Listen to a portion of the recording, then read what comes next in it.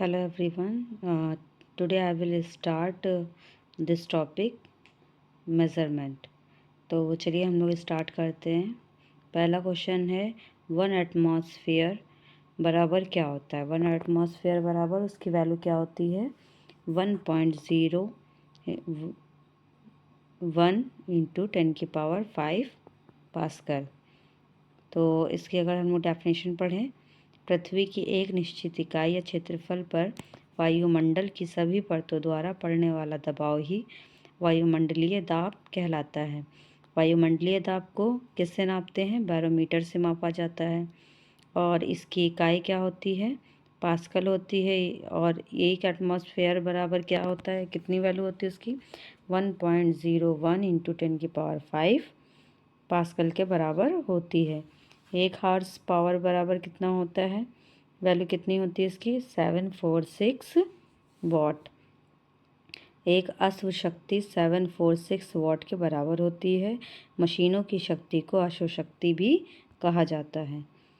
अब बात करते हैं 746 वाट्स को क्या कहते हैं? एक अश्व शक्ति कहते हैं, जैसा कि भी हम लोगों ने पढ़ा। एक डायोप्टर के बराबर कितना होता है? एक डायोप्टर बराबर होता है 1/मीटर, जिसे हम कैसे पढ़ते हैं? 1 मीटर इनवर्स। 1 मीटर इनवर्स के बराबर होती है एक डायोप्टर बराबर। 1 मीटर किसके बराबर होता है? 1 मीटर बराबर होता है 10⁶ माइक्रोन। किसके बराबर होता है? 10⁶ माइक्रोन के बराबर होता है। 1 मीटर बराबर 10⁶ माइक्रोन, वो 1 मीटर बराबर 10⁻³ mm मिलीमीटर जिसे कहेंगे। और 1 मीटर बराबर कितने फिट होते हैं? 3.2 फिट। 1 मीटर बराबर कितने किलोमीटर होते हैं? 10⁻³ किलोमीटर। 1 मीटर नैनोमीटर कितने होते हैं? 1 मीटर में 10⁹ नैनोमीटर। पिकोमीटर कितने होते हैं? 1 पिकोमीटर बराबर होता है 10⁻12। पिको का मतलब 12, फेमटो मतलब 10⁻15 मीटर। ठीक है, नेक्स्ट क्वेश्चन की बात करते हैं। परमाणु त्रिज्या मापी जाती है, किससे मापी जाती है? परमाणु त्रिज्या मापी जाती है नैनोमीटर से मापी जाती है। प्रदीप्ति की माप निम्न में से किसका उपयोग करके की जाती है? प्रदीप्ति की माप निम्न में से किसका उपयोग करके की जाती है? किसका उपयोग करके की जाती है? लक्स मीटर के द्वारा की जाती है। नेक्स्ट क्वेश्चन पढ़ते हैं। और एक लक्स बराबर कितना होता है? 1 ल्यूमेन पर मीटर स्क्वायर। 1 किलोवाट बराबर 1 किलोवाट घंटा बराबर कितना? हॉर्स बराबर वैल्यू कितनी होती है? 1 किलोवाट घंटा बराबर 1 किलोवाट इंटू 1 घंटा। 1 किलोवाट मतलब 10⁻³ और 1 घंटे में कितने मिनट होते हैं? 1 हॉर्स में 60 मिनट होते हैं। ठीक है, और 60 मिनट्स को किससे मल्टीप्लाई करेंगे? सेकंड से मल्टीप्लाई करेंगे, क्योंकि 1 मिनट बराबर कितने सेकंड होते हैं? 1 मिनट बराबर 60 सेकंड होते हैं। तो 6 × 6 3600 जूल, और 1000 से जब मल्टीप्लाई कर देंगे तो कितना आएगा? 3.6 इंटू 10⁶ जूल। फिर नेक्स्ट आगे हम लोग बात करते हैं 1 किलोवाट घंटा ऊर्जा के बराबर हो। 1 किलोवाट घंटा ऊर्जा किसके बराबर होता है? 1 किलोवाट घंटा ऊर्जा किसके बराबर होता है? 3.6 इंटू 10⁶ जूल के बराबर होता है। जिस तरह से 96 वाला क्वेश्चन हुआ है, उसी तरीके से ये वाला 36 इंटू 10⁵ भी आप लोग कर सकते हैं। 36 इंटू 10⁵, इस तरह से भी क्वेश्चन आ सकता है। नेक्स्ट क्वेश्चन की अब हम लोग बात करते हैं। नेक्स्ट क्वेश्चन है 1 किलोवाट बराबर। 1 किलोवाट बराबर कितना होता है? 1 किलोवाट बराबर होता है 1000 1 किलोवाट बराबर कितना होता है? 1000 जूल पर 1000 जूल पर सेकेंड। ठीक है। और इसमें क्या है? कार्य करने की दर को क्या कहते हैं?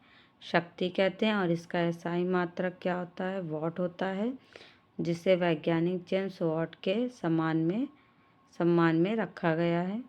और शक्ति बराबर क्या होता है? कार्य बटे समय। और 1 किलोवाट का मान कितना होता है? 1000 जूल पर सेकेंड। और 1 किलोवाट का मान क्या होता है? 1000 वाट की शक्ति के बराबर होता है। 1 किलोवाट किसके बराबर होता है? 1000 किलोवाट के बराबर होता है।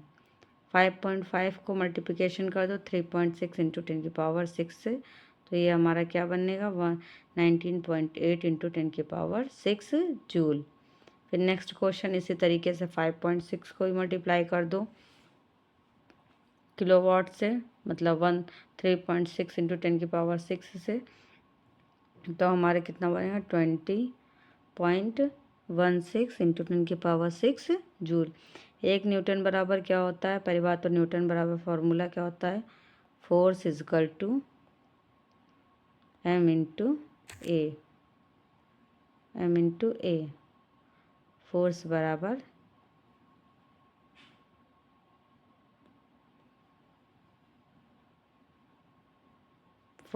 क्या होता है? F is equal to m into a. m क्या हो गया? m हो गया मास, a हो गया एक्सीलरेशन। तो फार्मूला क्या था? Force is equal to mass into acceleration. और मास को का यूनिट क्या होती है? मास की यूनिट होती है kg, और ए की क्या होती है? एक्सीलरेशन। तो क्या हुआ? 1 न्यूटन बराबर 1 kg मीटर पर सेकेंड स्क्वायर। 1 kg मीटर पर सेकेंड स्क्वायर। फिर नेक्स्ट बात करते हैं। 1 न्यूटन बराबर जानते हैं हम लोग 1 kg 1 किलोग्राम मीटर पर सेकेंड स्क्वायर। 4.6 को किससे मल्टीप्लाई करेंगे? फिर वही 3.6 इंटू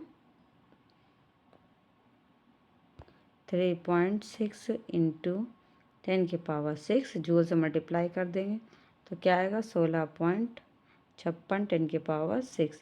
इसी तरह से 2 किलोवाट को मल्टीप्लाई करेंगे 3.6 इंटू 10⁶ से, तो कितना आएगा? तो आएगा 7.2 इंटू 10⁶ जूल। नेक्स्ट क्वेश्चन की तरफ अब हम लोग बढ़ते हैं। इसी तरीके से सारे ये क्वेश्चन कर लिएगा। ये आप लोग का होमवर्क है, इसे कल करके लेके आइएगा आप लोग। ये वाला क्वेश्चन आपका होमवर्क है, तो इसे आप सब लोग करके लेके आएंगे और कमेंट बॉक्स में इसका आंसर दीजिएगा। ये प्रकाश वर्ष द्वारा किसे मापा जाता है? दूरी को मापा जाता है। प्रकाश वर्ष द्वारा दूरी को मापा जाता है। प्रकाश वर्ष वह दूरी है जो 1 वर्ष में तय करता है। एक प्रकाश वर्ष बराबर कितने होते हैं? वैल्यू 9.46 इंटू 10⁻12 किलोमीटर होता है। और 1 नैनोमीटर बराबर क्या होता है? 1 नैनोमीटर बराबर कितनी वैल्यू होती है? 1 नैनोमीटर बराबर वैल्यू होती है 10⁻9 मीटर। 10⁻9 मीटर। और 1 कूलॉम पर सेकंड किसके बराबर होता है? 1 कूलॉम पर सेकंड होता है 1 एम्पियर के बराबर। नेक्स्ट आगे देखते हैं। 1 पिकोमीटर किसके बराबर होता है? 1 पिको का मतलब 12। तो 1 पिकोमीटर बराबर किसके होता है? 10⁻⁻12 मीटर। और 1 जूल बराबर होता है 1 न्यूटन पर मीटर। 1 न्यूटन पर मीटर। नेक्स्ट क्वेश्चन पढ़ते हैं। एक विशेष घर में 5 दिनों में 100 इकाई की खपत है। यदि ऊर्जा को जूल में परिवर्तित किया जाए तो कितनी वैल्यू आएगी? 5 दिनों में खपत। और 1 यूनिट बराबर कितना होता है? 3.6 इंटू 10⁶ जूल। इसी तरीके से 100 यूनिट बराबर कितना होगा, इसको 100 से मल्टीप्लिकेशन करवा देंगे, फिर हमारा जो बनेगा वो क्या वैल्यू बनेगी, 3.6 इंटू 10⁸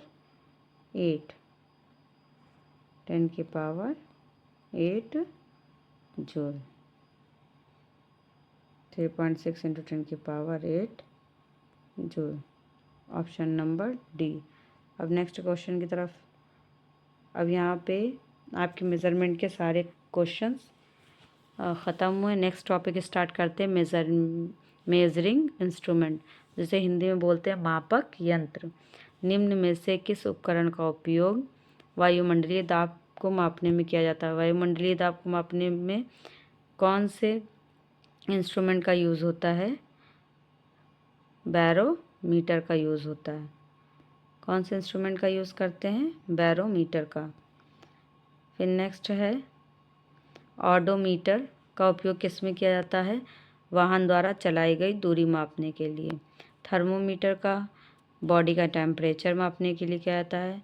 हाइग्रोमीटर का वायुमंडल की आर्द्रता मापने के लिए करते हैं।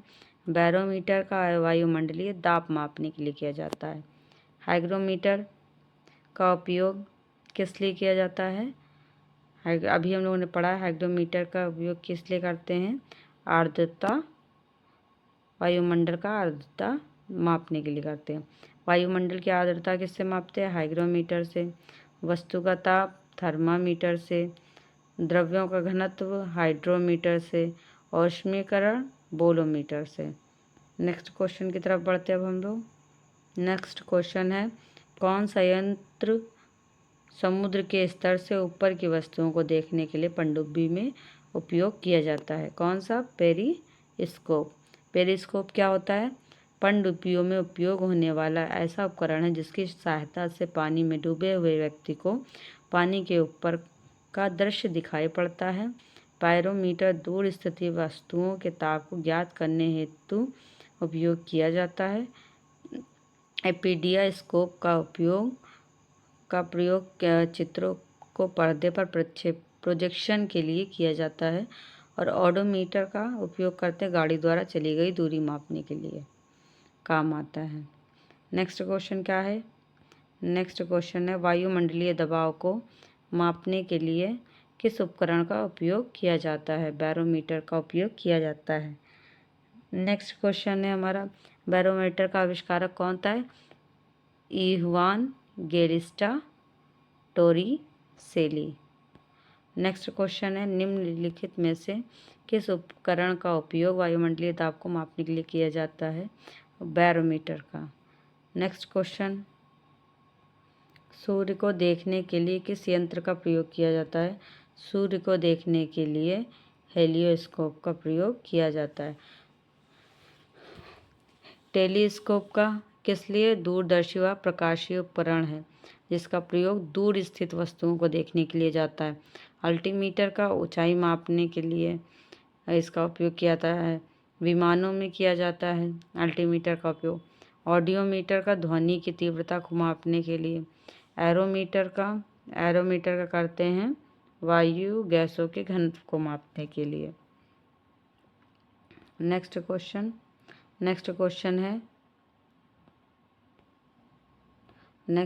है, विभवांतर को मापने के लिए किस उपकरण का उपयोग करते हैं? वोल्ट मीटर का। किसका उपयोग करते हैं? वोल्ट मीटर का उपयोग करते हैं। नेक्स्ट क्वेश्चन, विभवमापी मूलतः एक है। क्या है? एक है। विभवमापी एक मापन उपकरण है। विभवमापी एक मापन उपकरण है। यह न केवल विभवांतर मापने के उपयोगी है बल्कि इसकी सहायता से अज्ञात प्रतिरोध और विद्युत धारा भी मापी जा सकती है। इसके अतिरिक्त सूचक उपयंत्रों का अंशशोधन करने के लिए भी यह बहुत उपयोग में लाया जाता है।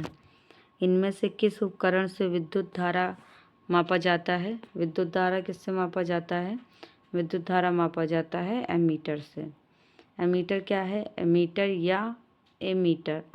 या एमीटर किसी परिपथ की किसी शाखा में बहने वाली विद्युत धारा को मापने वाला यंत्र है बहुत कम मात्रा वाली धाराओं को मापने के लिए मिली एमीटर या माइक्रो एमीटर का प्रयोग करते हैं। नेक्स्ट क्वेश्चन क्या है? नेक्स्ट क्वेश्चन है एमीटर। एमीटर को परिपथ में श्रेणी में संयोजित किया जाता है। निम्न विद्युत प्रतिरोध होना चाहिए। नेक्स्ट है कम विद्युत खींचता है। उपयुक्त सभी। इनमें से कौन सा होगा? उपयुक्त सभी। एमीटर एक धारा मापक यंत्र है जो परिपथ के श्रेणी में संयोजित किया जाता है। एमीटर धारा का मापन एम्पीयर में करता है। एक आदर्श एमीटर का आंतरिक प्रतिरोध 0 होता है तथा आदर्श वोल्ट मीटर का आंतरिक प्रतिरोध अनंत होता है। यदि एमीटर को परिपथ के पार्श्व में लगाते हैं तो यह जल जाएगा। इसको मापने के लिए स्टेलागोमीटर का उपयोग होता है। किसको मापने के लिए किया जाता है? पृष्ठ तनाव को मापने के लिए। नेक्स्ट क्वेश्चन देखते हैं। ऑडियोमीटर एक ऐसा उपकरण है जिसका प्रयोग गाड़ियों में मापने के लिए किया जाता है। क्या मापने के लिए? दूरी मापने के लिए। स्पीडोमीटर का 128 क्वेश्चन नंबर है। प्रवाही मापन उपकरण एक क्षेत्र मीटर है। कौन सा है? पिटॉट ट्यूब नली द्वारा खुली चैनल में द्रव्य के प्रवाह की गति को मापने में प्रयोग किया जाता है। फिर नेक्स्ट क्वेश्चन की तरफ बढ़ते हैं। सूर्य को देखने के लिए किस यंत्र का उपयोग करते हैं? हेलियोस्कोप का। Next question. विभवांतर को मापने के लिए वोल्टमीटर। विभवांतर को मापने के लिए किस उपकरण का? वोल्टमीटर। सर्किट में बिजली के प्रवाह का पता लगाने हेतु निम्नलिखित में से किस उपकरण का प्रयोग किया जाता है? गैल्वेनोमीटर। बैरोमीटर किस लिए? वायुमंडल के दाब को मापने के लिए करते हैं। एनीमोमीटर हवा का वेग मापने के लिए। लैक्टोमीटर दूध की शुद्धता मापने के लिए किया जाता है। एक शाफ्ट की आवर्तन गति के निर्धारित करने के लिए का इस्तेमाल किया जाता है। किसका इस्तेमाल किया जाता है? टैकोमीटर का। स्पीडोमीटर मोटर गाड़ियों की मोशन को मापने के लिए यंत्र का प्रयोग करते हैं। एनीमोमीटर को पवन के वेग का और क्रोनोमीटर को जलयान में सही समय पर का पता लगाने के लिए किया जाता है। नेक्स्ट क्वेश्चन है टैकोमीटर का मापन करता है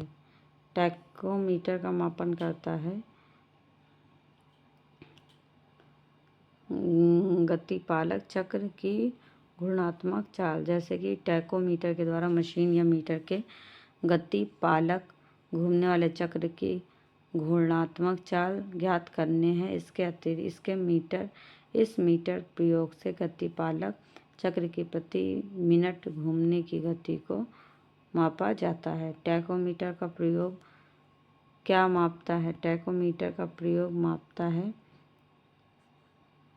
चक्कर गति मिनट टॉर्क। मल्टीमीटर में क्या होता है? वोल्ट मीटर होता है, करंट मीटर होता है और ओम मीटर होता है।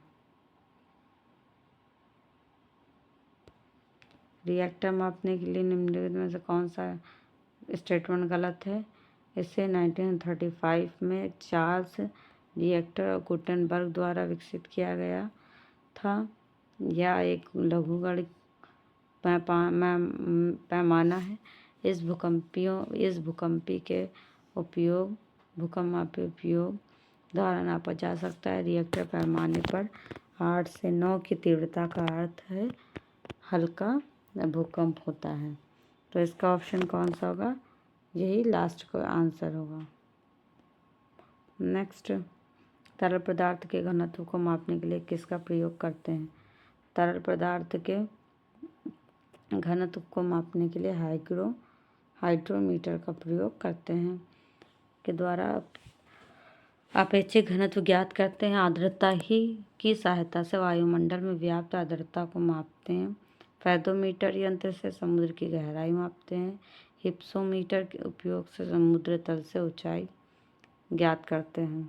नेक्स्ट क्वेश्चन, पानी के अंदर की वस्तुओं का पता लगाने के लिए किस यंत्र का प्रयोग किया जाता है? सोनार का प्रयोग करते हैं।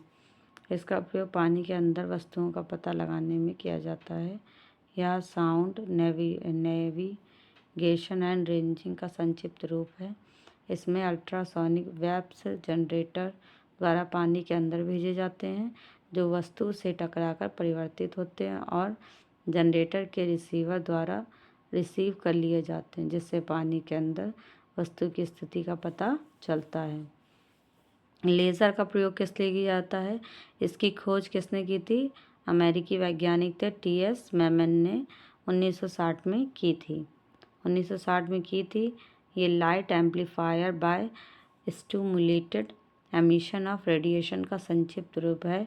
इसका प्रयोग शल्य चिकित्सा में धातुओं को जोड़ने व काटने में, युद्ध में दुश्मनों के हथियार नष्ट करने में किया जाता था। रेडार का उपयोग रेडियो डिटेक्शन एंड रेंजिंग का संक्षिप्त रूप है। यह प्रतिध्वनि के सिद्धांत पर कार्य करता है। इसकी सहायता से वायुयान की दिशा, ऊंचाई को ज्ञात करता है। स्कूबा, इसका प्रयोग गोताखोरों द्वारा पानी के अंदर सांस लेने के लिए किया जाता है। यह self contained under water breathing apparatus का संक्षिप्त रूप है। जहाज़ों में क्या मापने के लिए इकोलोकेशन का उपयोग किया जाता है? इकोलोकेशन का उपयोग क्या आता है? पानी की गहराई मापने के लिए किया जाता है। दूध के घनत्व को निर्धारित करने के लिए कौन सा उपकरण उपयोगी है? वो है हमारा लैक्टोमीटर। हाइड्रोमीटर से द्रवों का अपेक्षित घनत्व, लैक्टोमीटर से दूध की शुद्धता, वायुमंडलीय दाब, बैरोमीटर से, थर्मोमीटर से तापमान। ऑटोमोबाइल में यात्रा की दूरी को मापने के लिए निम्न में से किस उपकरण का प्रयोग किया जाता है? किस उपकरण का प्रयोग किया जाता है? ओडोमीटर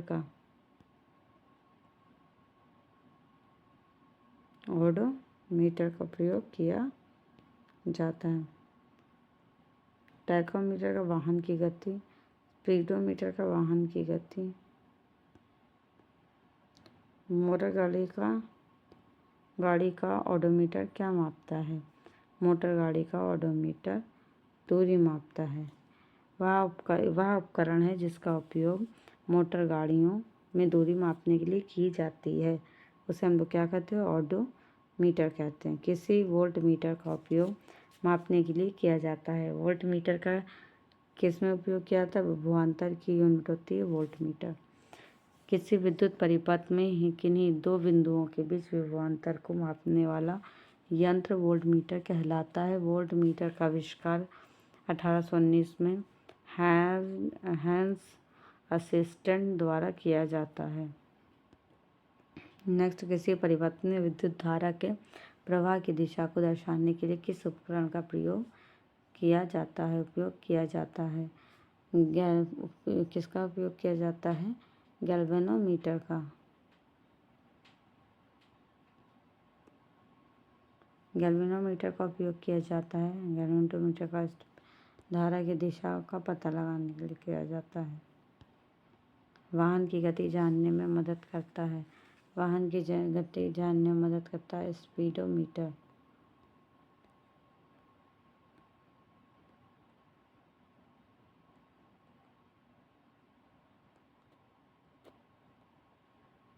नेक्स्ट, अब हम लोग आगे बढ़ते हैं। अभी हम लोगों ने कितने क्वेश्चंस तक देख लिए हैं? हम लोगों ने क्वेश्चंस देख लिए हैं 143। अब हम नेक्स्ट क्वेश्चन 144 की तरफ बढ़ते हैं।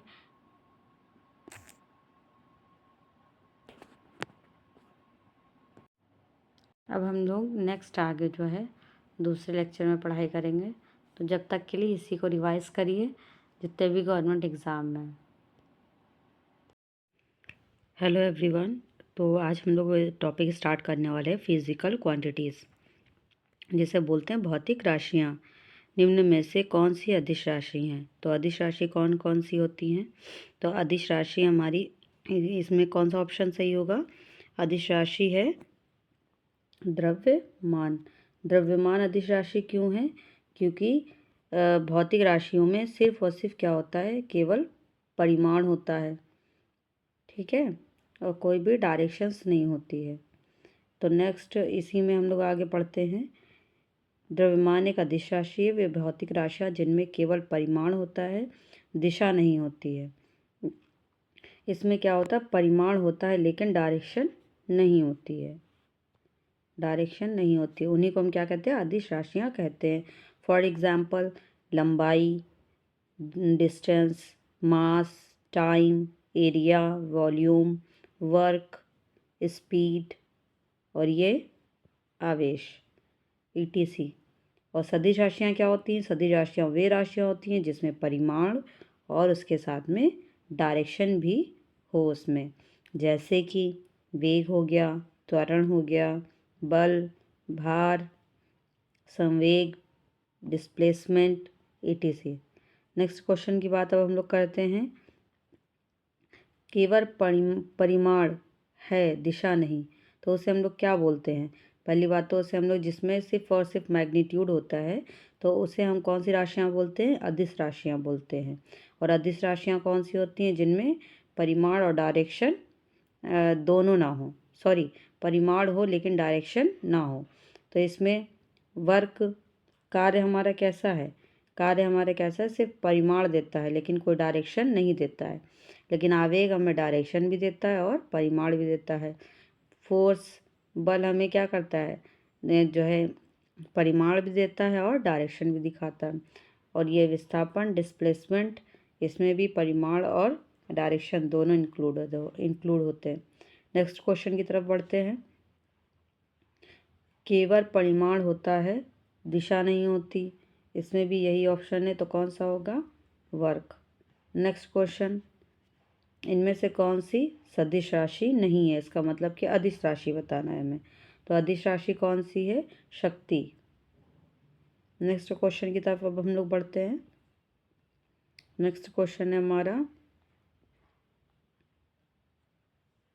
एक वेक्टर मात्रा नहीं है, एक वेक्टर मात्रा नहीं है, कौन सी नहीं है? विद्युत प्रवाह। वेक्टर मात्रा नहीं है, इसका मतलब कि ये अदिश राशि है। नेक्स्ट क्वेश्चन हमारा क्या है? नेक्स्ट क्वेश्चन है, एक वेक्टर राशि में परिमाण और दिशा दोनों होते हैं। अगर परिमाण और दिशा जब दोनों इंक्लूड है तो वो हमारी कैसी राशि है? सदिश राशि है। जबकि अदिश राशि में क्या होता है? सिर्फ परिमाण होता है और दिशा नहीं होती है। तो अदिश राशि कौन सी है? इसमें बताया गया है कि अदिश राशि कौन है? जिसमें सिर्फ और सिर्फ परिमाण होता है लेकिन दिशा नहीं होती है। तो क्या है? प्रेशर है। इसका ऑप्शन क्या होगा? प्रेशर होगा। नेक्स्ट क्वेश्चन की बात करते हैं हम लोग। सबसे उचित विकल्प चुनें। संवेग में होता है, संवेग में क्या होता है? संवेग में परिमाण और दिशा दोनों होती है, इसीलिए इसे हम सदिश राशि बोलते हैं। नेक्स्ट क्वेश्चन की तरफ चलते हैं। सदिश राशि का उदाहरण क्या है? सदिश राशि का उदाहरण वो होगा जिसमें डायरेक्शन और परिमाण दोनों होगा, जो कि हमें किस में मिलता है? वेग में मिलता है। नेक्स्ट क्वेश्चन, एक सदिश राशि में परिमाण और दिशा दोनों होते हैं, यह सबको पता है।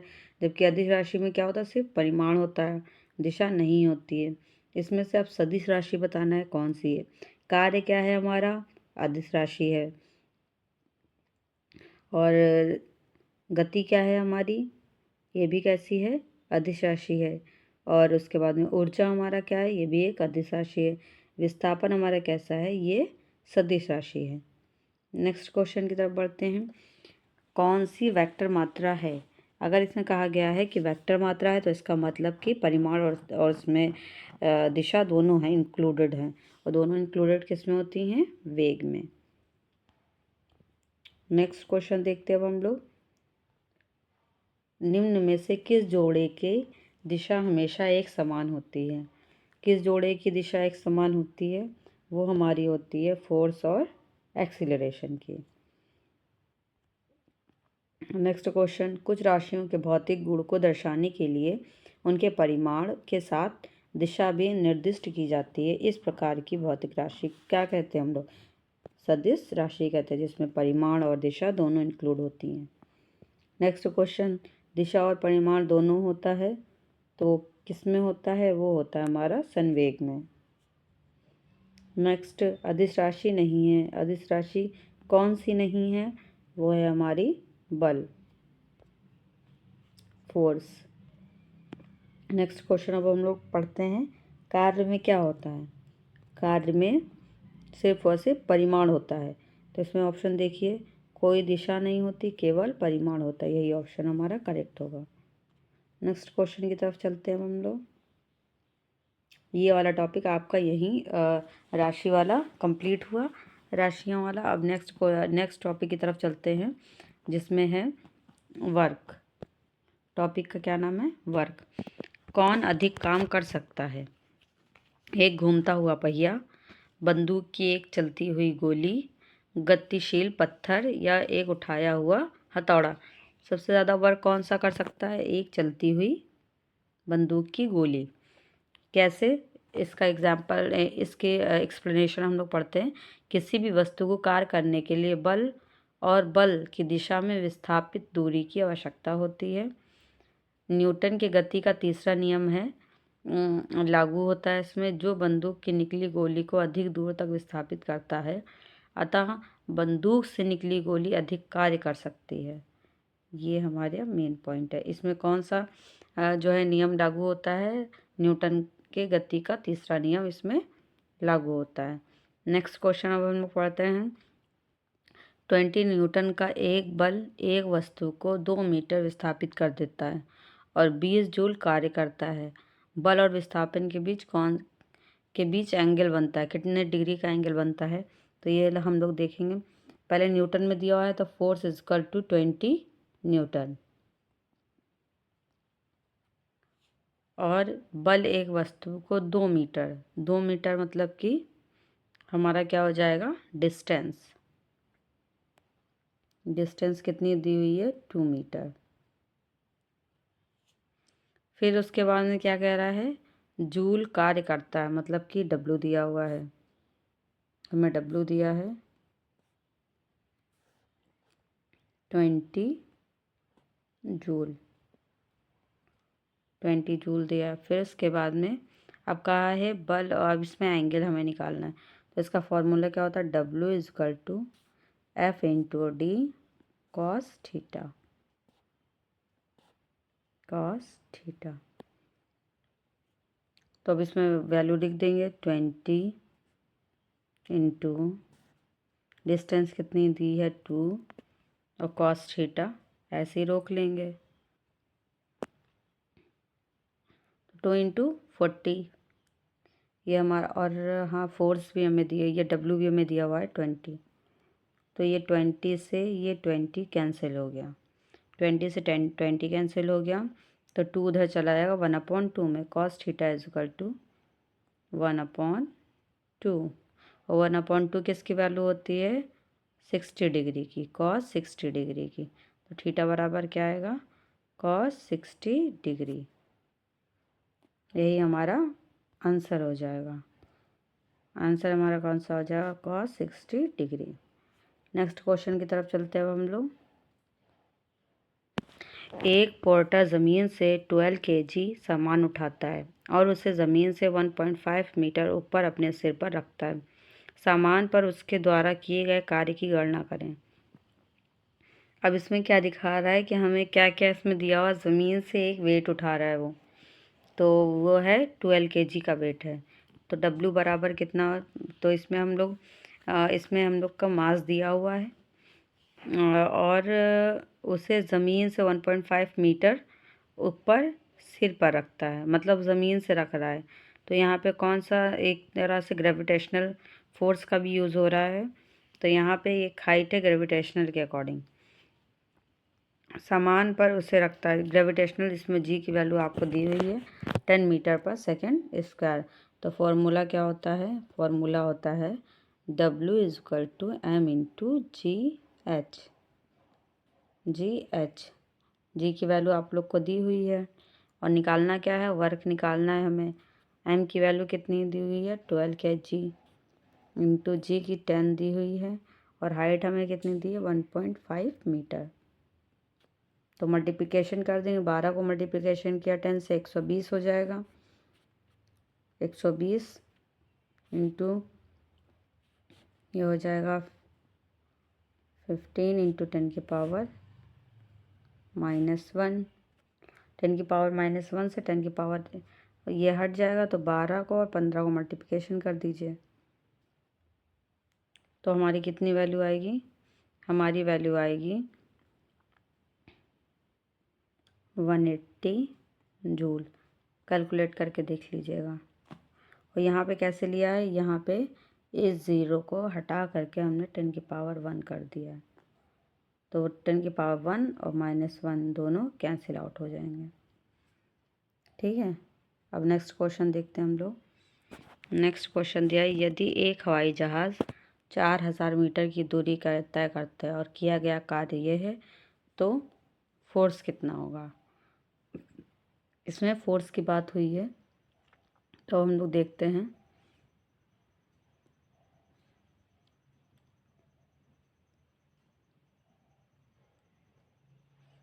तो इसमें फॉर्मूला लगेगा W into F into W is equal to F into D. F into D.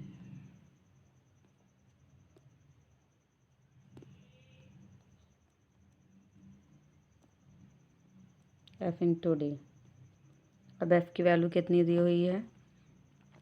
इसमें हमें क्या करना है? फोर्स निकालना है, फोर्स निकालना है।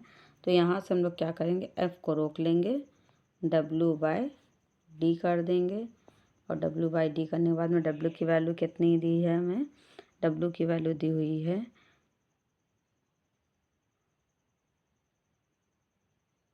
20,000 जूल। 20,000 जूल अपॉन में, और मीटर डिस्टेंस कितना दिया है? 4000 मीटर। तो ये ज़ीरो से ये ज़ीरो कैंसिल, ये ज़ीरो से ये ज़ीरो कैंसिल, ये ज़ीरो से ये वाला ज़ीरो कैंसिल, और 4 पंजे 20। तो इसकी वैल्यू कितनी आएगी? F is equal to 5 newton. ठीक है, अब नेक्स्ट क्वेश्चन की तरफ हम लोग चलते हैं। इसका आंसर क्या आएगा? 5 न्यूटन।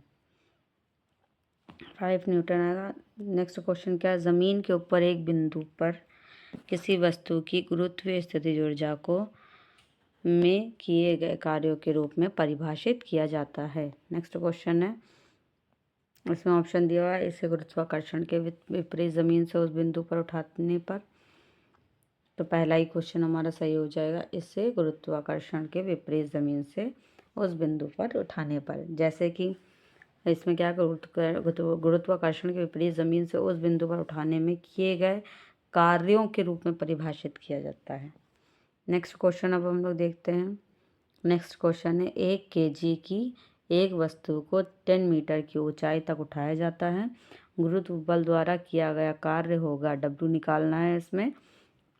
और W बड़ा, इसमें फॉर्मूला हम लोग क्या लगाएंगे? W is equal to M into GH। M into GH। और जब अगर बाई चांस जी की वैल्यू नहीं दी होती तो 9.8 मीटर पर सेकेंड स्क्वायर इससे लेट भी करते हैं, हम लोग मानते भी हैं।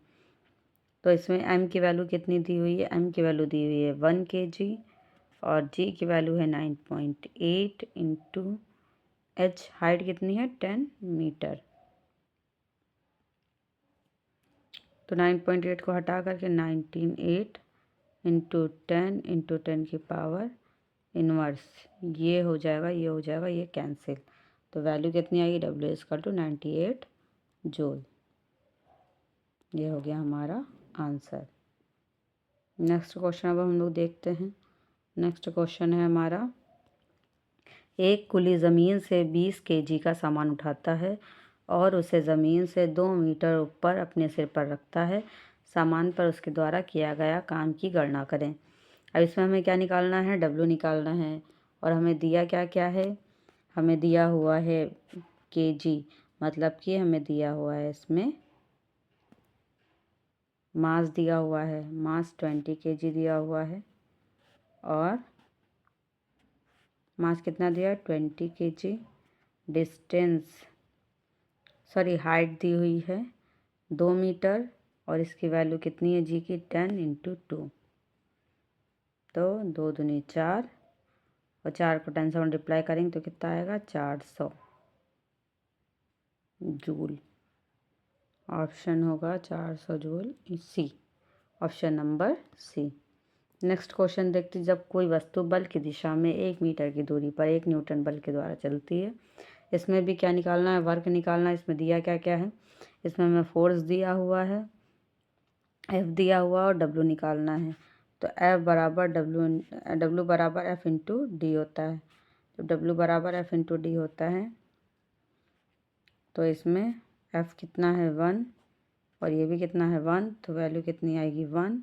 डब्ल्यू बराबर 1 जूल। जूल होती है वर्क की unit, SI unit. Next question देखते हैं। 1 किलोग्राम वजन वाले सूटकेस को उठाकर एक प्लेटफॉर्म पर खड़े यात्री द्वारा किया गया कार्य। ये भी यही फॉर्मूला लगेगा, W is equal to F into D.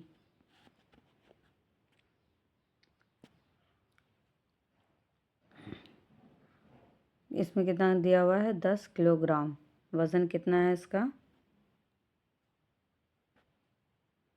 10 kilogram.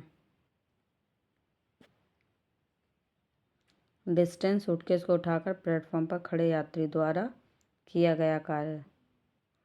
क्योंकि इसमें कोई भी डिस्टेंस नहीं हुआ है, इसमें कोई भी दूरी नहीं हुई है, तो सिर्फ वह सूटकेस को उठा करके प्लेटफॉर्म पर खड़ा है।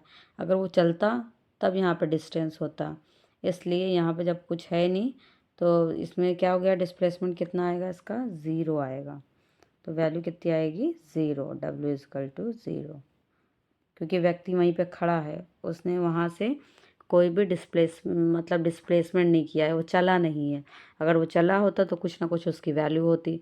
और जब कोई एक पॉइंट पे खड़ा ही रहता है, वहाँ से बिल्कुल भी वहाँ का डिस्प्लेसमेंट ही नहीं होता है उस वस्तु का, तो वहाँ पे वैल्यू हम लोग क्या मानते हैं? 0 मानते हैं उसकी वैल्यू।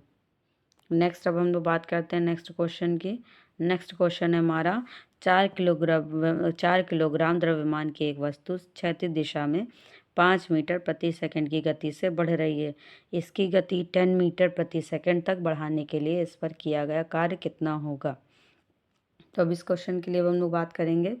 4 किलोग्राम द्रव्यमान, मतलब कि इसमें क्या दिया हुआ है? एम दिया है। इस क्वेश्चन को पहले आप लोग सॉल्व करिएगा। जब ना सॉल्व हो तो मुझे कमेंट बॉक्स में मैसेज करिएगा, बताइएगा कि जो है ये क्वेश्चन सॉल्व हुआ कि नहीं सॉल्व हुआ। अगर ना सॉल्व हो तो फिर मैं इसे ईजिली वे में जो है इसको सॉल्व करवा दूंगी। नेक्स्ट क्वेश्चन की बात करते हैं। 0.1 किलोग्राम वजन की एक गेंद को स्थिर स्थिति से गिराया जाता है। जब यह 2 मीटर की दूरी से गिरती है तो गुरुत्वाकर्षण बल से लगने वाला कार्य कितना होगा? इसमें भी डब्ल्यू निकालना है और हमें इसमें जी दिया हुआ है 9.8 मीटर पर सेकंड दिया हुआ है और इसमें हमें डिस्टेंस भी दी हुई है। डिस्टेंस हमें कितनी दी हुई है? 2 मीटर दी है और एम मास हमें दिया हुआ है 0.1 किलोग्राम। तो चलिए क्वेश्चन अप्लाई करते हैं। W is equal to M into G H. Mass कितना है? 0.1 इंटू 9.8 इंटू हाइट कितनी है? 2 मीटर। इन सबको मल्टीप्लाई कर देंगे। इन सबको जब मल्टीप्लाई करेंगे 2 8 16 का 6, हासिल लगा 1, 2 9 18 और 1 19 और पॉइंट कितने डिजिट के बाद? 1 और ये 2, 2 पॉइंट डिजिट के बाद है और ये आ जाएगा जूल। तो वैल्यू हमारी क्या होगी 1.96 जूल, 1.96 जूल। नेक्स्ट क्वेश्चन देखते हैं अब हम लोग। एक वस्तु पर बल लगने के बावजूद भी किया गया कार्य शून्य होगा यदि उसका विस्थापन क्या हो, शून्य हो। तभी वहाँ पे डिस्प्लेसमेंट क्या होता है, 0 होता है। नेक्स्ट क्वेश्चन की बात करते हैं। एक लड़का 120 न्यूटन भार के एक बॉक्स को 2 मीटर की ऊंचाई से फेंकता है। जहाँ पर ऊंचाई और ये सब आ जाता है और भार के मतलब कि mg बराबर क्या होता है, न्यूटन होता है, 1 न्यूटन। तो 120 न्यूटन दिया हुआ है और इसमें फॉर्मूला क्या लगेगा, W बराबर mgh। तो W is equal to mgh is equal to mg को यहाँ पे मान रहे हैं फोर्स इंटू h। फोर्स के लिए कितना दिया हुआ है 120 न्यूटन इंटू हाइट कितनी दी हुई है 2 मीटर, 12 दूना 24, तो यह आ जाएगा 240 जूल। नेक्स्ट क्वेश्चन की बात करते हैं हम लोग। कार्य करने की क्षमता को क्या कहते हैं, कार्य करने की क्षमता को हम लोग ऊर्जा कहते हैं। ठीक है, नेक्स्ट क्वेश्चन अब हम लोग फिर बात करते हैं नेक्स्ट क्वेश्चन की। यदि कार्य का मान धनात्मक हो तो जिस निकाय पर कार्य हो रहा है उसे हम लोग क्या कहेंगे, उसकी ऊर्जा में वृद्धि हो रही है क्योंकि पॉजिटिव साइन है। ठीक है, उस कार्य में क्या होगा, वृद्धि होगी। निम्नलिखित में से किसमें कोई कार्य नहीं किया जाता है, किसमें कोई कार्य नहीं किया जाता है। कपिल अपने कंधे पर 10 किलोग्राम लेकर खड़ा है। सचिन 4 किलोमीटर चलता है। इसमें देखिएगा हर जगह पे डिस्प्लेसमेंट हो रहा है। 4 किलोमीटर पर सचिन चल रहा है। कुली किसी बस से किसी कार तक एक वज़न उठाकर लेके जा रहा है। अरुण क्या कर रहा है, मैदान में खेल रहा है। और ये क्या कर रहा है, कपिल अपने सर पर लिए खड़ा है। कोई एक वस्तु है उसे वो अपने सर पर लिए खड़ा है, वो फिर चाहे 10 केजी की हो या 12 केजी की हो, लेकिन वो वहाँ से बिल्कुल भी हिला नहीं है। इसलिए वहाँ पे डिस्प्लेसमेंट कितना होगा, 0 होगा। जब डिस्प्लेसमेंट 0 होगा तो इसमें कार्य कहाँ से, कार्य कुछ भी हुआ, बिल्कुल नहीं हुआ। तो इसीलिए यहाँ पे वैल्यू क्या आएगी, 0 होएगी। नेक्स्ट क्वेश्चन की बात करते हैं। बल द्वारा किया गया कार्य धनात्मक होता है तो क्या होता है उसमें, उसमें क्या होता है, एक तरह से वृद्धि भी होती है और बल में कार्य किया गया है तो जाहिर सी बात है विस्थापन भी होगा बल की दिशा में, तो बल की दिशा में विस्थापन होगा। कार्य शून्य होने की स्थिति में विस्थापन और लगाए जाने वाले बल के बीच का कोण कितने डिग्री का होना चाहिए, 90 डिग्री का, क्योंकि cos 90 डिग्री की वैल्यू क्या होती है, cos 90 डिग्री की वैल्यू क्या होती है, 0 होती है। और sin 90 डिग्री की वैल्यू कितनी होती है, वो होती है 1। नेक्स्ट क्वेश्चन की बात करते हैं अब हम लोग। यदि किया गया कार्य शून्य है तो बल क्या हो, बल कितने डिग्री का होगा, फोर्स हमारा ऑब्वियसली 90 डिग्री का होगा। कैसे दिखाते हैं आप लोग को, F इजकल टू होता है, W बराबर होता है F into D cos theta. ठीक है, फोर्स कुछ नहीं है और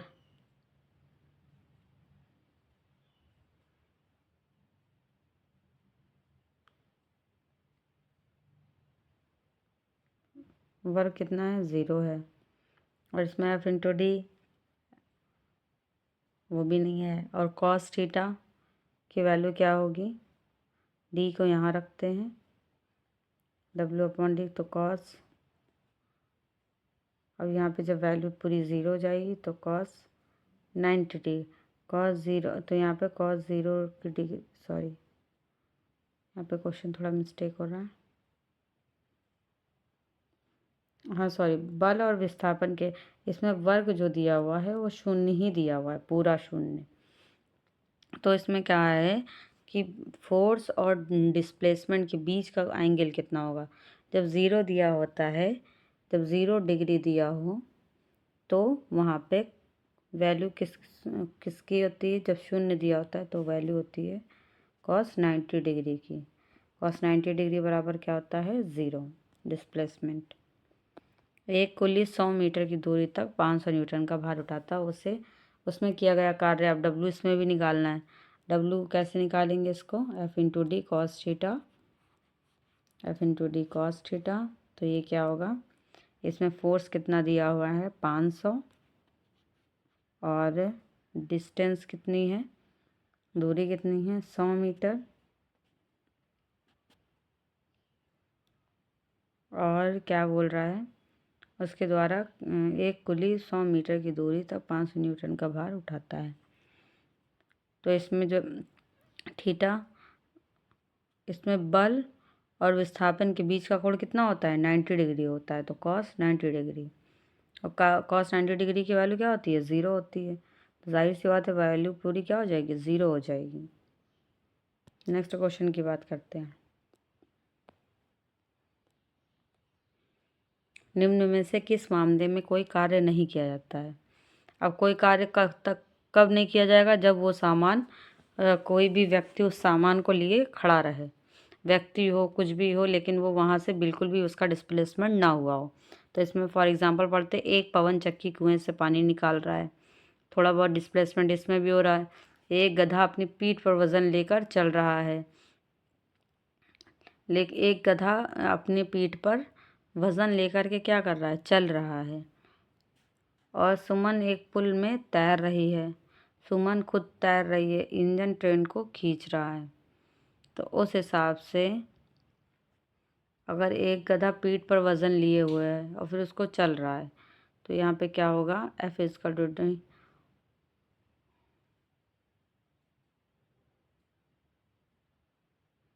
हाँ ये गधा जो है कार्य को लेकर के मतलब उसको लेकर के चल रहा है, लेकिन जो बोरी है पीठ पर वो तो कोई काम कर नहीं रही है, इसलिए वहाँ पर जो डिस्प्लेसमेंट और फोर्स होगा वहाँ पे वो क्या होगा, 0 होगा।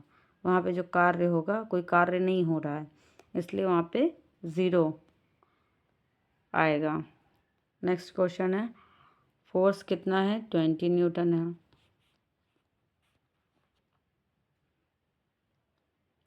और बल की दिशा में 4 मीटर, ये डिस्प्लेसमेंट दिया है आपको 4 मीटर, और डब्ल्यू निकालना है। तो यहीं से मल्टीप्लाई करो, 4 दूनी 8, कितना आ जाएगा, 80 जूल। ठीक है, नेक्स्ट क्वेश्चन की तरफ चलते हैं हम लोग। इसमें हमें क्या दिया हुआ है, मास दिया हुआ है 15 kg,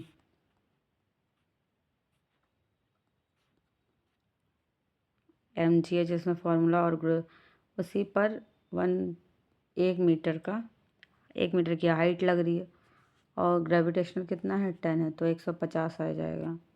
आंसर कितना आएगा, 150 जूल। डब्ल्यू बराबर 150 जूल। ठीक है, नेक्स्ट क्वेश्चन की बात अब हम लोग करते हैं। कार्य होता है, कार्य क्या होता है, कार्य एक तरह से ऊर्जा होती है। क्या होती है, ऊर्जा। नेक्स्ट क्वेश्चन की बात करते हैं हम लोग। जब विस्थापन प्रयुक्त बल की दिशा में लंबवत हो तो बल द्वारा किया गया कार्य क्या होगा। जब लंबवत होगा तो वहाँ पे कितने डिग्री का एंगल होगा, 90 डिग्री का एंगल बनेगा, और cos 90 डिग्री बराबर क्या होता है, 0 होता है। तो जाहिर सी बात है 0 होगा। ठीक है, तो आंसर नंबर क्या होगा, 0। Answer number A. किसी वस्तु पर किया गया कार्य निम्नलिखित में से किस पर निर्भर नहीं करता है। अब वो किस पर निर्भर नहीं करता है, द्रव्यमान पर निर्भर नहीं करता है, मास पर। नेक्स्ट, किसी वस्तु पर किया गया कार्य में निम्न में से किस पर निर्भर नहीं करता है। अभी हम लोग ने पढ़ा वस्तु के द्रव्यमान पर। किसी वस्तु पर किया गया कार्य निम्नलिखित में से किस पर निर्भर नहीं करता, ये भी वही सेम क्वेश्चन बार बार रिपीट हुआ है। कौन सी अधिक कार्य कर सकता है, उठा हुआ चलती हुई गोली। तो अभी हम लोगों ने पढ़ा था चलती हुई गोली सबसे ज़्यादा वर्क करती आंसर नंबर बी। नेक्स्ट, एक मजदूर 10 kg हाँ तो 10 kg अभी मैंने ये नहीं करवाया। अच्छा, तो W is equal to MGH। M कितना है 10, G कितना दिया हुआ है 10, H कितना 1.2। अभी 1.2 का जब हटाएंगे आप लोग, सिर्फ इसमें वैल्यू आएगी 10। कैसे, देखिए 10 इंटू 12/10, ये 10 से 10 कैंसिल, तो आएगा 120 जूल। ठीक है, नेक्स्ट क्वेश्चन की बात करते हैं अब हम लोग। कार्य कहलाता है क्या? F इंटू डी, मतलब कि force into displacement. Next question, किसी वस्तु द्वारा किया गया कार्य 56 जूल है। जूल मतलब कि कार्य है W, उस पर फोर्स है इतना और D निकालना है। W is equal to F into D, दिया क्या क्या है 56 इजकल टू, निकालना क्या डिस्प्लेसमेंट 7 न्यूटन। 7 को नीचे ले आइए, ये D यहाँ पे रहेगा। 7 8 सा 56, D is equal to 8 metre. Next question, 10 newton बल किसी वस्तु पर, इसमें भी डिस्प्लेसमेंट हो रहा है। W बराबर F इंटू डी होता है। F इंटू डी, तो F कितना है 10 इंटू डी कितना है 5, 50 जूल। ठीक है, नेक्स्ट क्वेश्चन की बात करें। किसी वस्तु पर किया गया कार्य निर्भर करता है, किस पर निर्भर करता है? किया गया कार्य वस्तु के द्रव्यमान पर, और वस्तु के द्रव्यमान पर निर्भर नहीं करता है, बाकी सब पे करता है। विस्थापन पर भी करता है, बल और विस्थापन के बीच के कोण पर भी करता है, और सिर्फ फोर्स पर भी करता है, क्योंकि फॉर्मूला होता है ना W is equal to F into D. ठीक है, नेक्स्ट क्वेश्चन, फोर्स 0 होगा तो W क्या होगा? ऑब्वियसली सी की बात है भाई, 0 होगा। W बराबर F इंटू डी होता है। जब फोर्स 0 हो जाएगा तो W भी 0 ही होगा। नेक्स्ट क्वेश्चन, 12 kg सामान उठाता है, मतलब कि M, तो यहाँ पे डायरेक्ट फार्मूला क्या लगेगा W is equal to M into GH। M कितना दिया हुआ है 12, और 1.5 दिया है H, और G 10, तो ये से पॉइंट से ये पॉइंट कट गया। 12 को 15 से मल्टीप्लाई किया, कितना आ गया 180 जूल। नेक्स्ट क्वेश्चन की बात करेंगे अब हम लोग। नेक्स्ट क्वेश्चन दिया है, जब वस्तु 25 न्यूटन का बल कार्य कर रहा है, उस वस्तु को बल की दिशा में 5 मीटर पर हटाया जाता है। बल द्वारा किया गया कार्य, इसमें भी W is equal to F into D दिया है, तो W is equal to F into D मतलब 25 इंटू 5, 25 बचे 125 जूल। ठीक है, नेक्स्ट क्वेश्चन की बात अब हम लोग करते हैं। जब कोई आदमी दीवार को धक्का दे लेकिन इसे विस्थापित करने में विफल रहे, मतलब कि उसको उस जगह से डिस्प्लेस ना कर पाए, तो यह क्या कहलाएगा? तो ये एक तरह की, इसमें कोई भी वर्क नहीं हुआ है। ठीक है, यदि कोई व्यक्ति 12 न्यूटन स्थिर पर 4 मीटर चलता है तो W क्या होगी? अब ये इसमें भी यही चीज़ है, W is equal to force into displacement 12 into 4, 12 4 जा कितना होगा 48 जूल। ठीक है, नेक्स्ट क्वेश्चन की बात हम लोग करते हैं। एक पिंड द्वारा किया गया कार्य निम्न में से किस पर निर्भर नहीं करता है? अभी किस पर निर्भर नहीं करता है? किया गया कार्य किस पर नहीं, प्रारंभिक वेग पर नहीं निर्भर करता है। नेक्स्ट, किस वस्तु पर किया गया कार्य निर्भर नहीं करता है? वस्तु के प्रारंभिक वेग पर। ना होने पर किया गया कार्य शून्य हो तो होता है, कब होता है? जब विस्थापन 0 हो। नेक्स्ट, कार्य हुआ ऐसा कहने के लिए 2 शर्तें पूरी होनी चाहिए, उनमें से कौन सी हैं? उनमें से 2 शर्तें ये हैं कि वस्तु क्या हो, वस्तु डिस्प्लेस हो गई हो, मतलब वस्तु में डिस्प्लेसमेंट हुआ हो, तो इस तभी जो है वहाँ पे कोई ना कोई काम हुआ होगा। नेक्स्ट, बल और विस्थापन का गुणनफल क्या होता है? कार्य होता है। W = F × D, F × D, तभी वर्क होगा। नेक्स्ट, कार्य का गुणनफल क्या होता है? फोर्स × डिस्प्लेसमेंट, बल तथा वस्तु बल का, ये होगा ऑप्शन नंबर डी। नेक्स्ट, कार्य किस पर निर्भर नहीं करता है? कार्य किस पर निर्भर नहीं करता है?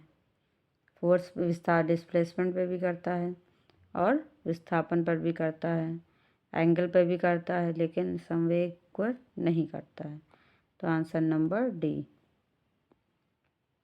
यदि किसी वस्तु पर लागू एक स्थिर बल की दिशा में वस्तु द्वारा स्थानांतरित बल और दूरी के परिमाण के रूप में दर्शाया जाता है तो इसे कहा जाता है क्या? तो इसे क्या कहा जाता है? किया गया कार्य। किसी पिंड पर कार्य तभी किया जाता है जब उसमें क्या हो, जब यह एक यांत्रिक प्रभाव के माध्यम से ऊर्जा वृद्धि का अनुभव करता है, जब ऊर्जा में वृद्धि हो। लागू किए गए बल और विस्थापन की दिशा के बीच का कोण होता है 90 डिग्री। तो यहाँ पे किया गया कार्य क्या होगा? 0 होगा, 0। cos 90 डिग्री की वैल्यू ही 0 होती है। नेक्स्ट, बल और विस्थापन 90 डिग्री हो तो कार्य भी क्या होगा? 0 होगा। नेक्स्ट, किसी वस्तु द्वारा कार्य करने की क्षमता किसी वस्तु में निहित ऊर्जा पर निर्भर करती है। कार्य करने वाली वस्तु की स्थिति और उसकी अवस्था। एक मजदूर भूमि से 10 kg का सामान लाता है, मतलब कि M, इसमें भी mgh का फॉर्मूला लगेगा। m कितना है? 10, g कितना है? 10, 1.1 मीटर, ये हटा और ये कटा, 11.110 जूल। तो option number D. Next question की बात अब हम लोग करेंगे।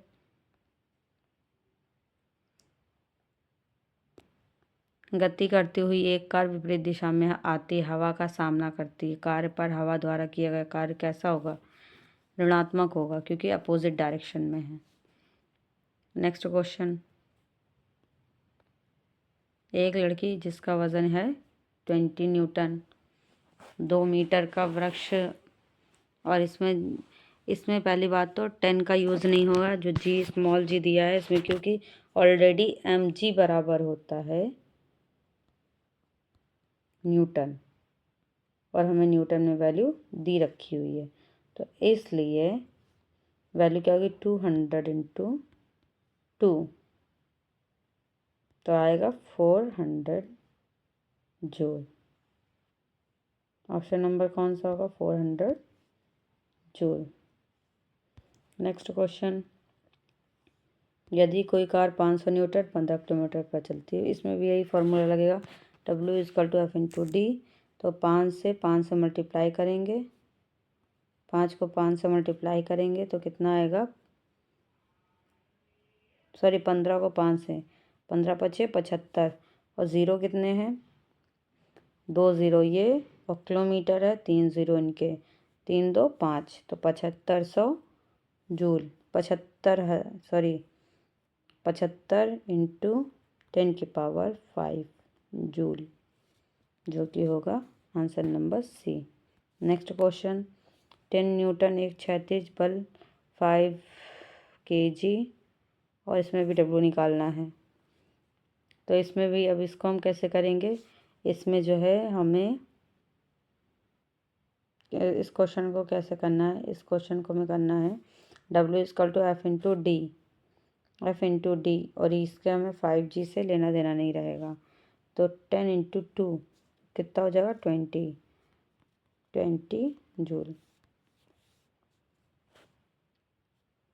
नेक्स्ट क्वेश्चन की बात अब हम लोग करते हैं। जब बल की दिशा में 10 मीटर की दूरी और 10 न्यूटन का बल, तो कार्य कितना होगा? तो इसमें कितना होगा? 10 इंटू 10 100, ऑब्वियसली सी बात है 100 जूल। नेक्स्ट क्वेश्चन, इसमें भी सेम ऐसे दिया है, 50 को 10 से मल्टीप्लाई करो, 5×50 मतलब 500 जूल, 500 जूल। नेक्स्ट क्वेश्चन, किसी वस्तु पर बल लगाने पर यदि एक गतिशील नहीं होती है तो इसे कहा जाता है, तो इसे क्या कहा जाता है? इसे कहा जाता है कोई कार्य नहीं हुआ है। नेक्स्ट, यदि वस्तु में विस्थापन 0 हो तो कार्य भी क्या होता है? शून्य होगा। एक बस 4000 न्यूटन से चल रहा है, ठीक है, इसमें डिस्टेंस निकालना है, तो D इजकल टू, तो क्या होता है W बराबर F इंटू डी, तो D is equal to W upon F। तो W कितना है? W में दिया है 2000 और F कितना है? 4000। तो ये कैंसिल, ये कैंसिल, ये कैंसिल, 2 1 ज़ा 2, 2 2 ज़ा 4, तो 1/2 बराबर क्या होता है? 0.5 मीटर, मतलब answer D, answer number D. चलिए देखते हैं, आंसर नंबर डी है। Answer number D.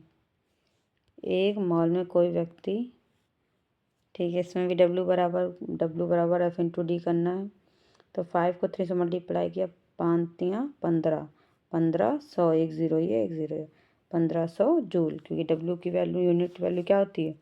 जूल होती है।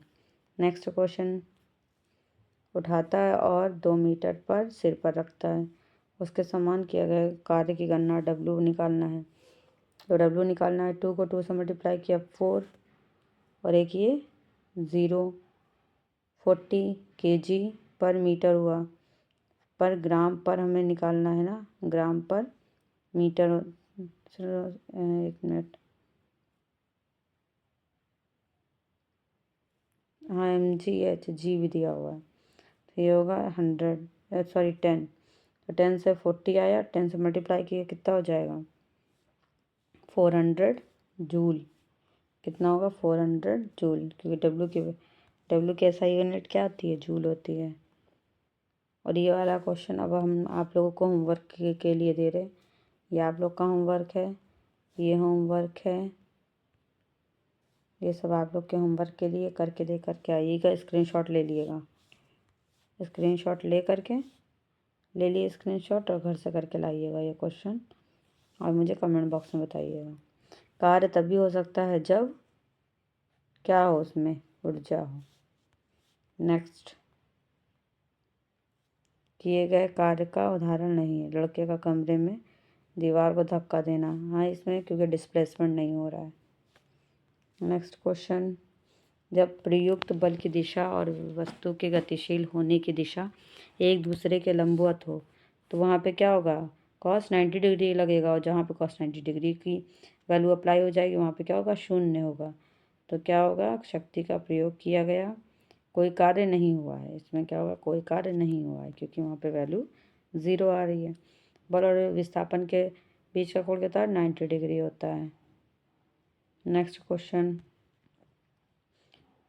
ये भी आप लोग करके लेके आएंगे, क्वेश्चन सॉल्व करके लाइएगा और आंसर भेजिएगा मुझे, कैसे किया आप लोगों ने ये वाला भी।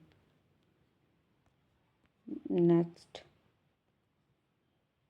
यदि कोई वस्तु वृत्ताकार पथ में घुमाई जाती है तो उस पर किया गया कार्य क्या होगा? तो उस पर किया गया कार्य शून्य होगा।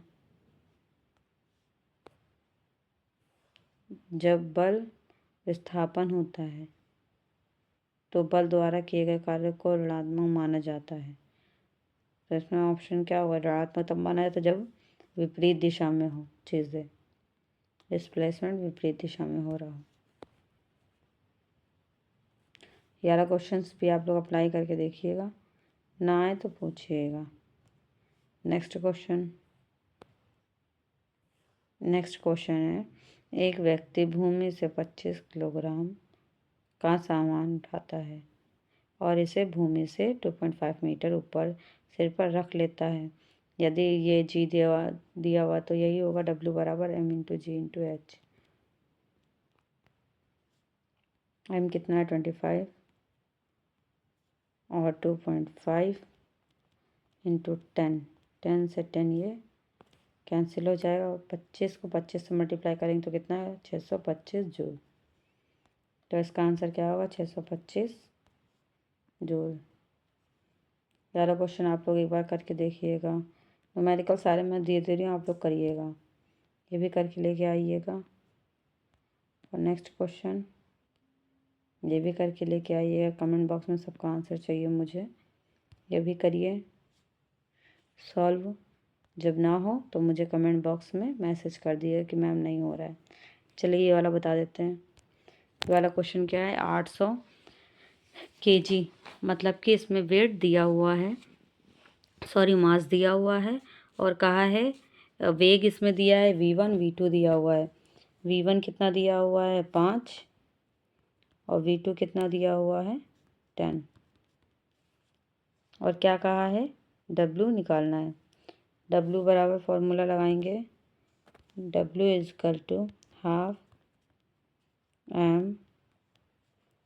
mv स्क्वायर होता है और mv स्क्वायर की जगह पे हम फॉर्मूला लगा रहे हैं हाफ इंटू m, क्योंकि हमें v 2 दिए हुए हैं तो v2 का स्क्वायर माइनस v1 का स्क्वायर। तो जब ऐसे सॉल्व करेंगे तो कितनी वैल्यू आएगी 1/2 इंटू 800 ब्रैकेट में 10 में से 10 दहम 100 और 100 और पचम 25, 100 में से 25 के कितना बचा 75 और 2 4 ज़ा 8 400 इंटू 75। जब 75 को 400 से मल्टीप्लाई करेंगे तो कितना आएगा, ये आएगा 30,000। 30,000 को केजी किलो जूल में करेंगे तो 30 kg, क्या आएगा answer 30 kg। Next question, next and last question है 12। इसमें भी ऐसे दिया हुआ है, मास दिया हुआ आपको 20 इंटू 2 मीटर हाइट दी है इंटू जी कितना है 10, तो कितना हो जाएगा।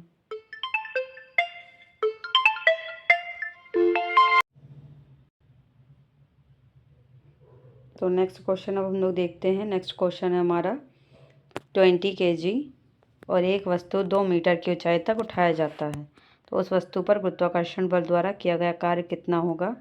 जी इजकल टू 10 मीटर पर सेकेंड स्क्वायर। 10 मीटर पर सेकेंड स्क्वायर होगा तो इसमें होगा W इजकल टू कितना होगा 20, कितना दिया हुआ है mgh दिया हुआ है 20 इंटू हाइट कितनी दी है 2 और ये कितना है 10, तो 2 2 ज़ा 4 और 2 0 इसमें ऐड कर देंगे तो ये हो जाएगा joule. W is equal to 400 joule. तो ऑप्शन नंबर हमारा कौन सा होगा, ऑप्शन होगा ए। ठीक है, तो आज इतना ही। अब हम लोग नेक्स्ट आने वाले वीडियोस में पढ़ेंगे पावर। ठीक है, तब तक के लिए आप लोग इसको 1-2 बार रिवाइज़ करिएगा और ये रिवाइज़ करते रहिएगा। Thank you.